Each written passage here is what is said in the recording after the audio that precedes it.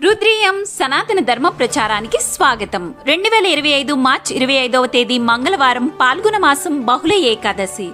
తిరుమల తిరుపతి దేవస్థానం 5,25,868 కోట్లతో 2025-26 బడ్జెట్.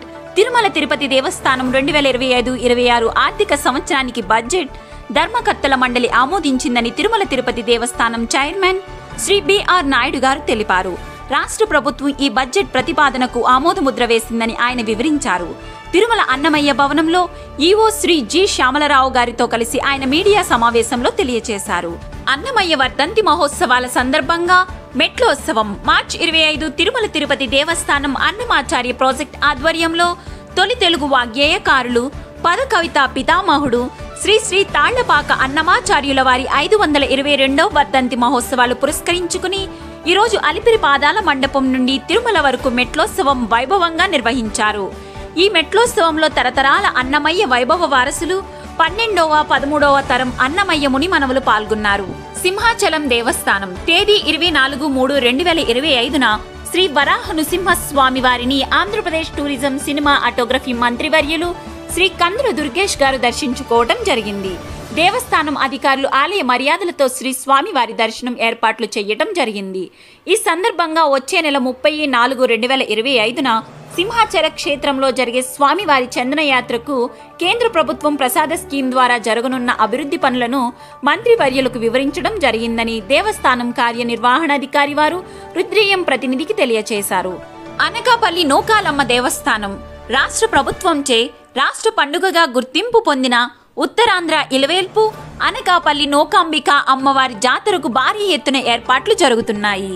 ఈ జాతర మహోత్సవాలు 28/3/2025 నుంచి 27/4/2025 వరకు నెల రోజుల పాటు జరుగుతాయని, ఈ సందర్భంగా ప్రతిరోజు అనేక సాంస్కృతిక కార్యక్రమాలు ఏర్పాటు చేయటం జరిగిందని, ఈరోజు 25/3/2025 శ్రీ నూకాంబిక అమ్మవారి 12 అడుగుల నూతన ఉత్సవమూర్తి ఊరేగింపు నిర్వహిస్తారని రుద్రీయం ప్రతినిధికి తెలియచేయటం జరిగింది.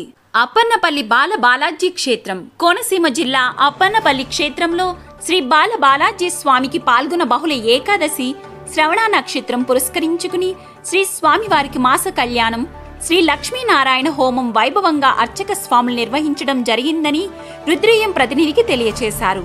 కాకినాడ వాస్తవ్యులు శ్రీ దిగుమర్తి శ్రీ పద్మావతి శ్రీనివాస గారు అప్పన్నపల్లి వెంకటేశ్వర స్వామి వారిని దర్శించి వీరి చిరంజీవి దిగుమర్తి తత్వ షణ్ముఖ్ పేరుతో అప్పన్నపల్లి బాలాజీ స్వామి వారి అన్నప్రసాద ట్రస్ట్నకు ₹1,00,000 విరాళంగా సమర్పించారు. వీరికి దేవస్థానం అర్చక స్వాములు వేద ఆశీర్వచనం అందచేసి శేషవస్త్రంతో స్వామివారి చిత్రపటంతో సత్కారం అందచేశారు.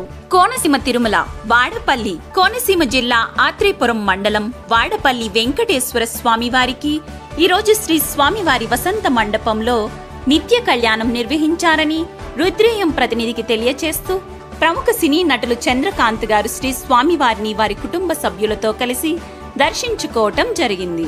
అంతర్వేది శ్రీ లక్ష్మీ నరసింహస్వామి వారి దేవస్థానం సకినేటిపల్లి మండలం ఈ రోజు అనగా 25/3/2025 నిర్వహించిన హుండీ లెక్కింపులో 39 రోజులకు గాను 14/2/2025 నుంచి 25/3/2025 వరకు స్వామికి మొత్తం ₹26,48,813 ఆదాయం వచ్చి ఉన్నదని దేవస్థానం సహాయ కమిషనర్ శ్రీ వి సత్యనారాయణ గారు తెలియచేస్తూ పై కార్యక్రమానికి అమలాపురం దేవాదాయ ధర్మాదాయ శాఖ తనిఖీదారులుగా శ్రీ వి రామలింగేశ్వరరావు గారు పర్యవేక్షణలో స్థానిక నాయకులు సర్పంచులు పాల్గొన్నారు.